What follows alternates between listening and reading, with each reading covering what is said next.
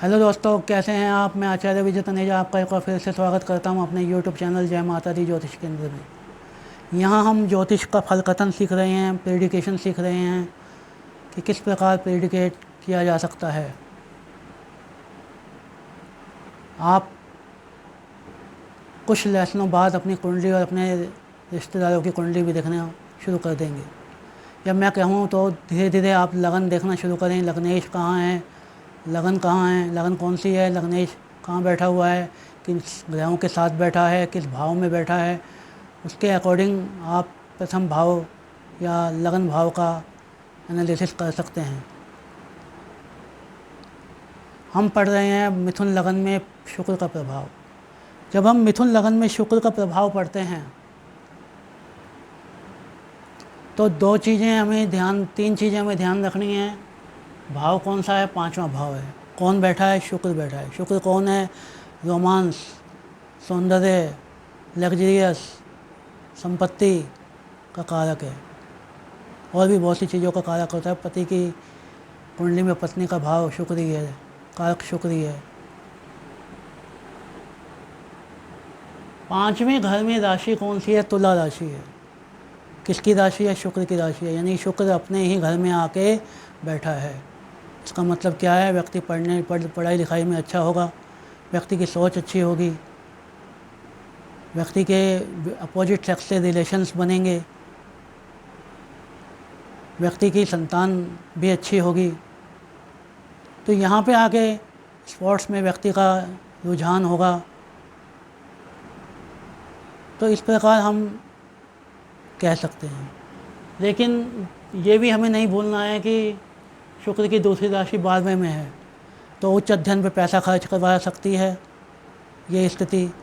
Sports पे पैसा खर्च करवा सकती है और क्रिएटिव कार्यों पे खर्च करवा सकती है। सिंगिंग है, म्यूजिक है, डांसिंग है, इस पे खर्च करवा सकती है।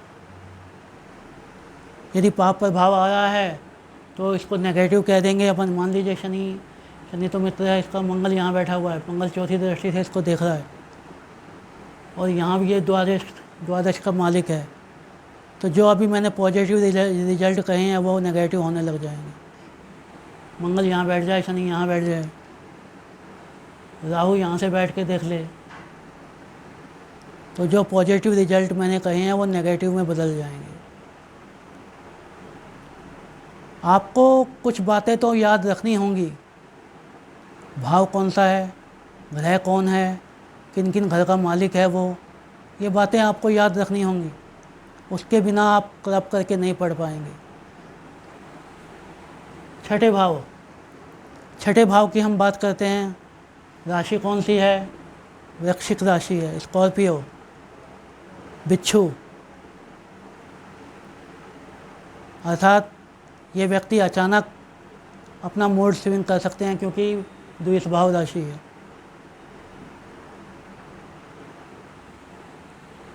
वृश्चिक राशि गुप्त राशि होती है।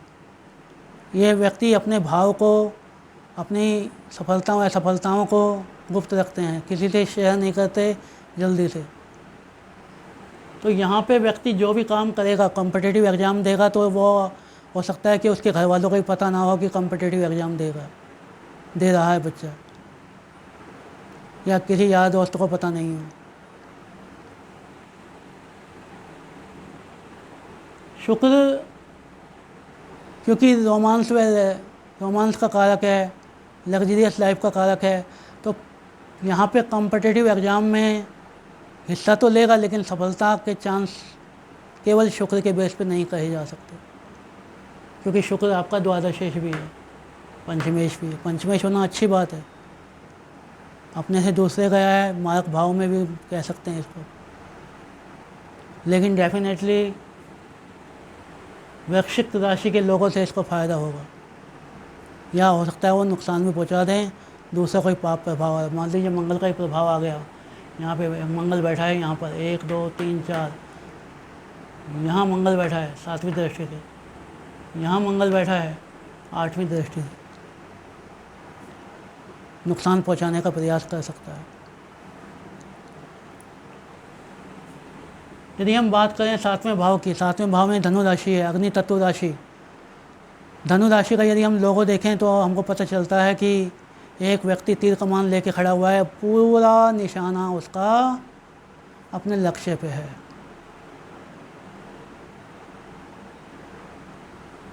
तो यहाँ से देखते क्या है, पार्टनरशिप, चाहे वो बिजनेस पार्टनरशिप हो या लाइफ पार्टनरशिप हो, अन्य लोगों के साथ आपके संबंध कैसे रहेंगे ये 7th हाउस ही बताएगा। ये आप हैं, ये समाज के लोग हैं जिससे आप डील करेंगे। दैनिक कार्यों में आपके जो लोग काम आते रहते हैं वो 7th हाउस से देखे जाते हैं। रिटेल काउंटरिंग जो आप करते हैं, दुकानदारी, ठेली लगाना और भी छोटे मोटे कार्य बहुत से, वो सब 7th हाउस से देखे जाते हैं। किसकी राशि है? गुरु की राशि है। मिथुन में गुरु ज़्यादा अच्छा इफेक्ट नहीं डालता या ज़्यादा प्रभाव, शुभ प्रभाव नहीं दे सकता जब तक कि और बृहस्पति का प्रभाव कहीं से नहीं आ रहा हो।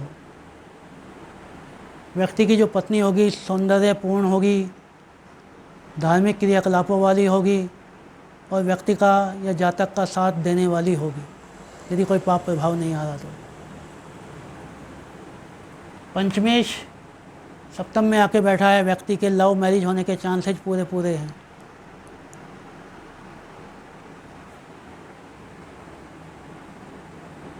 द्वादशेश सप्तम में आके बैठा है, अपने से 8 में आके बैठा है। 12 और 8 दोनों ही अच्छे अंक नहीं हैं। यहाँ पे व्यक्ति प्रतियोगी परीक्षाओं पे खर्च करेगा।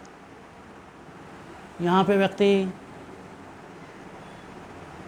इल्लीगल कार्यों पे भी खर्च कर सकता है, क्योंकि जो ये है वृश्चिक राशि वाले हैं, ये अपनी कार्य विधियों को गुप्त रखते हैं, किसी को पता नहीं होगा लेकिन खर्च करेगा। यदि हम आगे देखें, आगे बढ़ें तो हम देखते हैं कि मकर, 8वें भाव में मकर राशि है, शुक्र बैठा हुआ है। शुक्र कंसोल और लॉर्ड है, पंचमेश और द्वादशेश है। लगन कौन सी है? मिथुन है, बुध की लगन है, इसके मित्र की लगन है, तो सपोर्ट तो करेगा।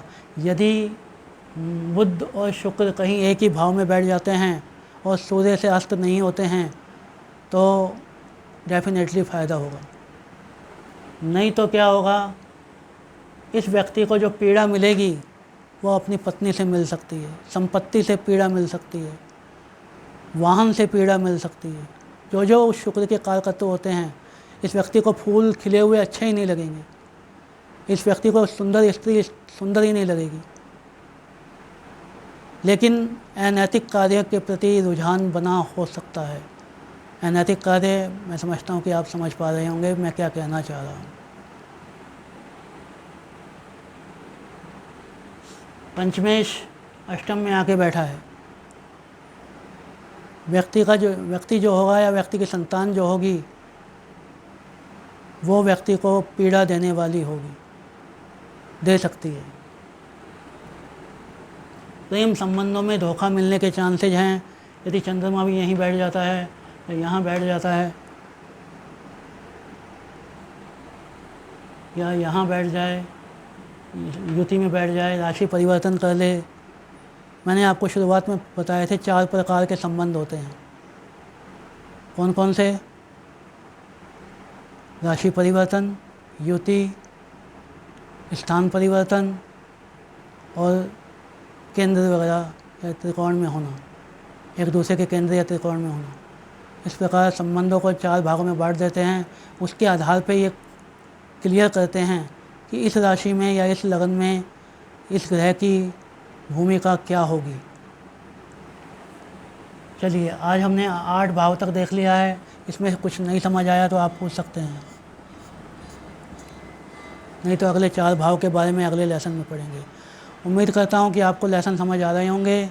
यदि आप कोई सुझाव देना चाहें तो दे सकते हैं कमेंट में, और यदि आप कंसल्टेंसी लेना चाहते हैं मुझसे या आपके आस पास में कोई भी दिक्कत चल रही है तो आप एक बार संपर्क ज़रूर करें। जय माता दी।